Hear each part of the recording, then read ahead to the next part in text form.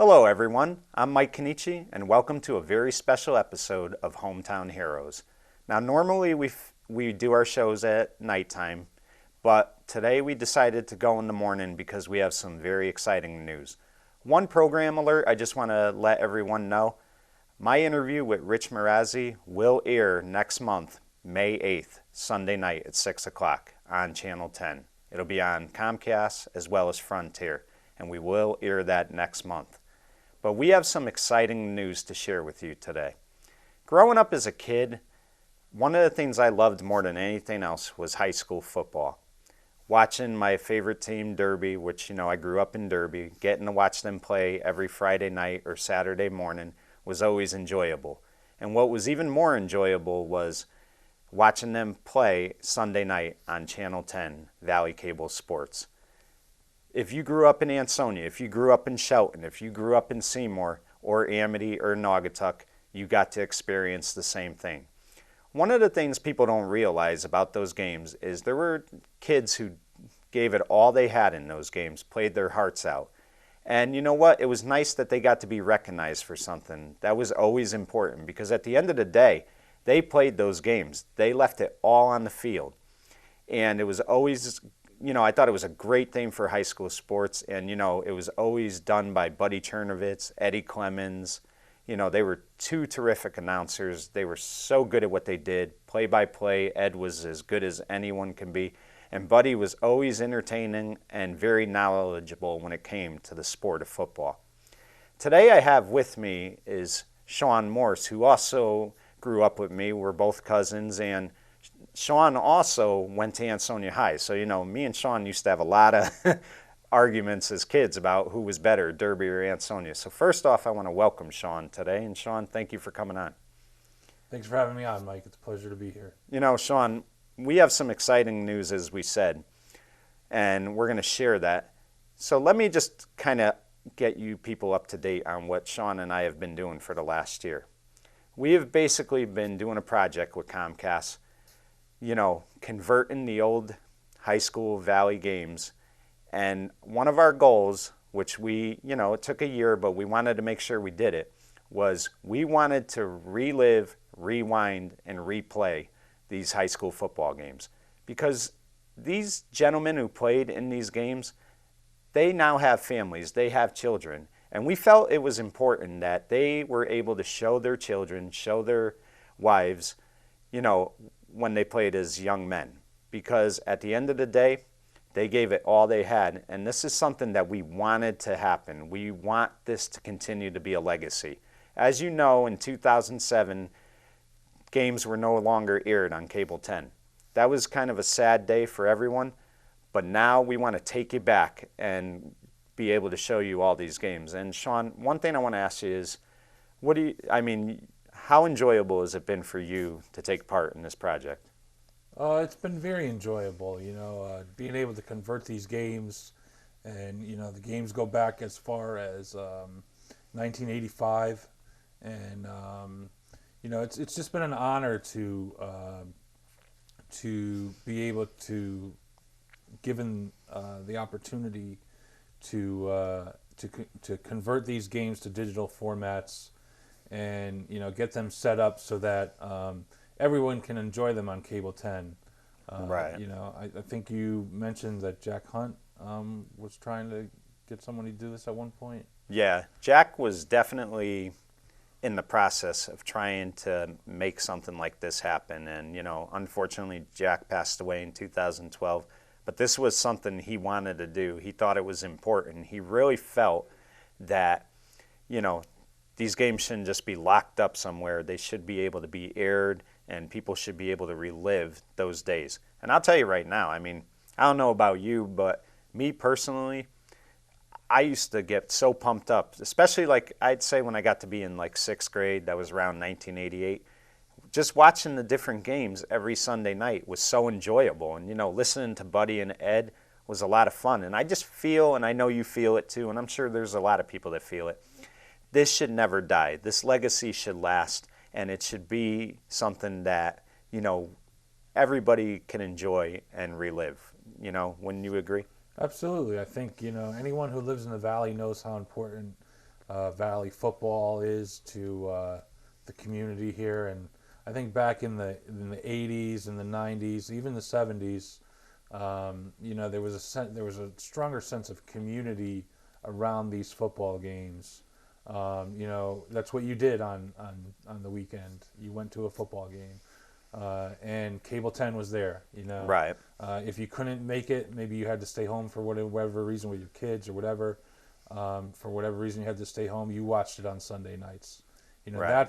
That's what this community used to revolve around. I think nowadays there's more distractions. People are more into cell phones, computers, social media, things like that. So you don't really get as the big of the crowds. Right. But it was the whole towns used to focus around these games, and there's a lot of people who are maybe a little bit older, and maybe there's some of the newer generations that might want to see some of these games from the 80s, from Right. the 90s that never got to see these games, and now with the help of Comcast, we're going to be able to bring that to them. Right. And one of the things for me growing up is I could only read about these great players from other teams because on Friday nights I was going to Derby games. On Saturday mornings I was going to the Derby games. So I'll give you a good example. Ansonia had a tremendous running back, tremendous defensive back in Kevin Sharkey. He played around 88, 89, and 1990. And I would hear his name, or I'd read his name in the paper every weekend. He might have 4 touchdowns one game. But I never really got to see him. But Cable 10 and high school, Valley Sports gave me that opportunity to watch this guy play where had this not been around, I would have not been able to see someone like him play. And it's the same thing with the other towns. I mean, look at the great players Seymour's had over the years. Amity, Naugatuck, Woodland, I'm sure Shelton, it was something that we all enjoyed and we loved watching it. And I think it was great for the coaches as well because they were able to see these teams and, kind of scout on Sunday nights and look at this. And it was just something that was so positive for high school sports and for high school kids. It really was. Yeah, it was. It really was. It was a great era to grow up in and a great I think the word I keep going back to is community, Right. It gave you a sense of community. Everything focused around the football game on Friday or Saturday, or maybe in some cases Thursday, and that's what really sort of gets my emotions going when I'm converting these games. I'm getting to see games as I'm converting them, and the audience will get to see them too very soon. I think from the crowd, 80s that you didn't get to see. Yeah, I think the crowds, just looking at the crowds, you could go back to Naugatuck, Ansonia, Thanksgiving 1994. That was an overtime classic. I believe Ansonia won 28-21. The crowd in that game was unbelievable. And if that game started at 10:30, I guarantee you people had to get to that game by 8:30. I mean, it was so packed. I'm sure parking was unbelievable. And that's the stuff that was so positive about high school sports back then. I mean, for me, I loved it. I loved watching these games. I loved seeing them on Channel 10. And they were, like I said, they were always, and it made you want to get out on the football field. It made you, when you listen to Ed Clemens, I mean, one of the biggest reasons I wanted to, get into broadcasting was because of Ed Clemens. He was so good at what he did as a play-by-play announcer. And then you had Buddy. Buddy educated so many viewers with his coach's tips, the rule book and things like that he did. I mean, he was such a positive part of high school football. I mean, they didn't just show the games. They gave you so many good features that you could see. And giving somebody a player at a game, for a high school kid who's probably like 16 or 17 years old, to be able to see themselves being interviewed after being player at a game, I'm sure that, was something that was very special to them. And that's the thing, I'm sure many of them have families and have children. Someone can show their son or show their daughter, hey, look, that's me when I was in high school. Look what dad looks like, stuff like that. And I think that's the most important thing is the history should never be erased. Nobody's going to forget John F. Kennedy. Nobody's going to forget Abraham Lincoln. No one's going to forget Bill Russell. No one's going to forget Mickey Mantle. Nobody should forget these people because this was a great time in the Valley. It really was. Definitely. I mean, it's nostalgic and it's history. Um, and there's people out there that played in these games or had sons or that played in these games, or maybe they had a relative that coached in these games, or maybe they're just a fan of the high school football in the valley, and they want to see this stuff. And luckily we've been able to talk to Comcast about doing this, and it'll be on Cable 10 soon. And one other thing too, Sean, that I failed to mention is if you were a cheerleader or a pom-pom, Cable 10, they always showed the halftime shows. They didn't just give recognition to the boys that played in these games. They also gave recognition to the girls who, were at practice every day, probably 3 hours, cheerleading or, doing pom-poms. And those same people could show their husbands and sons and daughters. And I just think that's the important thing, because you know what? You grow up, you get older, but your childhood is always still there. You always have those great moments, I mean, it's almost like you're reliving your wonder years. And I think it's just something that's, if we could show a game once a week, that's something that I think is awesome, and everybody will enjoy it. Definitely, definitely. And going back to, when you had Buddy and Ed on Hometown Heroes, he mentioned a couple names, Liz Kennard, Ron Carcutt, right. People like that. I think Walter Ortavella, I think that's how you say his last name, was one of the other ones. He might have been a camera guy or something like that. Right. When people are watching these games, I want to encourage them to look in the credits and see in the credits who were some of these people behind the scenes doing these games, because those are the people that really made these games go. The thing to remember too is they gave up a lot of their Friday nights and Saturday mornings and Saturday afternoons, because there's a lot that goes into taping these games. It looks so easy when you see it on TV. You see a 2.5 hour game, no big deal. But there's a lot of editing, there's a lot of preparation, there's a lot of work. Especially if the game is raining or something like that. They have to readjust, and they made it look so easy. And I mean, the coverage was great. I mean, the angles, the camera shots, everything was done so well. I mean, with those people behind the scenes that you just mentioned, I mean, they really made it work. And I mean, I'd put it up there against any type of coverage you see today. I really would. Definitely. I think, who was it? I think Ed Clemens had joked about, them, Ed and Buddy being back on, you asked them if they could come back, and he said, well, maybe they could do a special on CPTV with us where we do like a little spot or something. Right. But that's basically all we're trying to do here. Everything you and I have been doing for the past year with what we've been doing with this stuff is really just to kind of bring things back, and the history of things back, right? And just bring it back a little bit, I think a lot of these kids today, they appreciate the history of these Valley programs, but they might not know what happened in the 70s or the 80s or the 90s. Right. So that's what we're trying to do. We're trying to bring things back, make a record, a history record, and put it out there on Cable 10. Right. Unfortunately, we have limited games, and we do have from 1985 and up.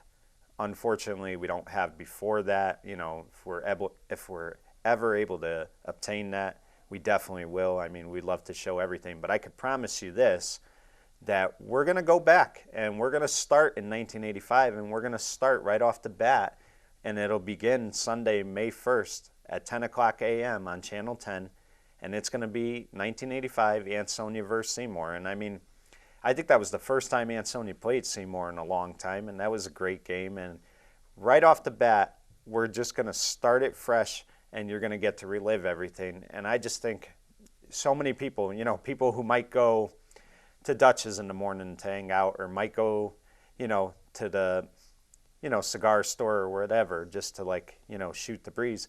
I think you're going to see a lot of people staying home at 10 o'clock in the morning to watch these games, because they're very nostalgic. And I think that's the whole idea, is we don't ever want the history to be erased. We want it there, and that's very important. Yeah, I think it's important to the legacy of the games. I think it's important for the legacy of the coaches and the players who played in those games. It's Right. important for the people here at Cable 10 who put all these productions on. It's about history, and it's about reliving that history a little bit for the audience. And it's tradition in the Valley. It's Right. And the thing is, too, think about this. 1985, guess what? Lights were just starting to be used a little bit. They weren't really done a lot. I think Derby had gotten lights in 1985, but you had Ansonia and Seymour, and Shelton might have had lights. I can't remember, but I know Ansonia and Seymour didn't. Seymour didn't get lights till around 1998. So it was very rare to have lights around that time, and you'll see some of that. They'll talk about that. This is the first time under the lights and things like that. So you get introduced to a lot of things that were going on, especially in 1985. And I just think that's just great for everyone everyone involved. definitely the halftime interviews were great. They talk about lights. They interviewed different people Yes. at halftime. That was really cool. And the kickoff shows. Yeah, every year they would do a kickoff show for our viewers. You get to know how Seymour is going to be, Derby, Ansonia, Naugatuck, Woodland, Amity, Shelton. It's so positive how they did everything, because they didn't just show you a game. They brought you into everything. You got to see who the players were, the captains, the head coaches. I mean, it was so enjoyable, and we're just very happy that we could, do something very small and just show you these games once a week, every Sunday, Definitely. It's an honor. It's a privilege to be able to do this, and it's an honor, and it's something I feel that is really an honor, and it's a privilege, and it's also Right. just special. It was a special time in this 70s, 80s, and 90s, and even some of the 2000s were a special time, particularly the 70s, 80s, and 90s. Right. Those were special years in the Valley, and particularly for the football aspect of it, and the rivalries, and the camaraderie around the community aspect of everything. That's what I keep going back to, the community. Yeah. And the community is a little different today, but there's still the support for these programs. Right. And I'll kind of use this game as an example. You got to see the Valley teams, but you also got to see teams, out of the Valley. And one particular, this was the state championship game, 1987, New London versus Ansonia. That was a classic game. Ansonia won 28-27. But you got to see these other towns. Sometimes they do Derby versus Brantford, or they do Seymour versus East Haven. You got to see the other towns. They didn't just say, okay, we're just going to show the Valley versus the Valley. They went out. There were times they went to Cheshire. There were times they went to Torrington. I mean, they had so many games they showed you, and you got to see so many people. And I think that was the biggest thing, is they really wanted to, promote high school football. Definitely in the Valley, but high school football in general. Yeah. I mean, they were dedicated. It was a dedicated channel to Valley sports. Right. Didn't you say they did a basketball game at one point? Yes, they did try. I don't think, they were able to do it consistently, because it's just so hard, because the game is going back and forth, things like that. But they did do one high school basketball game. I mean, you talk about Liz Kennard. Liz is very big on high school athletics. She was very big on that, and she dedicated so much of her time to making this a success. And I mean, she had help from Ron Carcut and, of course, Buddy and Ed and everybody else. But she really worked endlessly to make this a reality. And I mean, she did a phenomenal job. Yeah. She definitely did. This is going to be shown once a week, like I've mentioned before. It's going to start Sunday, May 1st at 10 a.m. on Channel 10, which is Comcast, and also on Frontier TV. And, it's going to be so much fun just to relive these games and see these games. Because, I mean, 1985 was 31 years ago. I think I was 9 years old then. I think you were 9. Think about that. It's hard to believe it's gone so quick, but it has. but it's going to be so fun to relive everything. And you're going to see some great games. You're going to see some great Seymour versus Derby, some great Shelton versus Ansonia, just to name a few. Some great Amity versus Seymour. So many games you're going to see, Naugatuck versus Ansonia. The reaction is so good that I think this is a must, and this is something that, like I said, Jack Hunt, he had a vision to do this. You really got to give him the credit because he wanted to get involved in this, and, like I said, Jack unfortunately passed. But this was something that Jack really wanted to do, and we're just happy that we could kind of make his dream come true to make this happen. And, again, we don't get nothing out of it except we want Valley football to never die. And we want Valley High School athletics to never die, and I don't think it ever will. And I think you're going to see so many kids from today's teams viewing these games. Their parents are going to say, look, this was me in 1987. This was me in 1995, et cetera. It's so positive. I don't see any negativity about it at all. No, there's none. And you mentioned Jack, and, I played for Jack and everything. And it's an honor to be able to do this. And when I'm converting some of these games, I feel like, okay, I'm doing something for him too, because this is something he wanted. This was really something, Jack had told me around 2011 he wanted to make this happen. And he was, he searched and searched to see what he could do. And he was in the process. And that's one thing I want people to realize is that this was always Jack's idea. And we're just taking it over. And, to me, he deserves all the credit for it. He really does. And I think it's going to be a great thing. Is there anything you would like to say in closing? No, I want to encourage people to watch these games. You're only going to be able to see them on Cable 10. You won't be able to see them anywhere else. So, there'll be a schedule posted on. There's a website, and you can message us or whatever on Facebook if you need the information. But yeah, right. And I just want to say, again, this is an honor to do. We're really looking forward to it. And I just think that, things could only go up from here. And, Valley football is always going to be there. It's never going to die. And, again, just a program reminder, my interview with Rich Marazzi will air Sunday, May 8th at 6 o'clock p.m. on Channel 10 Comcast, as well as Frontier. And then in June, I will air our Part 1 special with legendary Seymour football coach Paul Sponheimer. And then in July, Part 2 with legendary coach Paul Sponheimer. And I'm just going to tell you this, it's a classic interview. It's a great tribute to him, and we're really looking forward to it. For Hometown Heroes, I'm Mike Kenichi saying goodbye, everyone.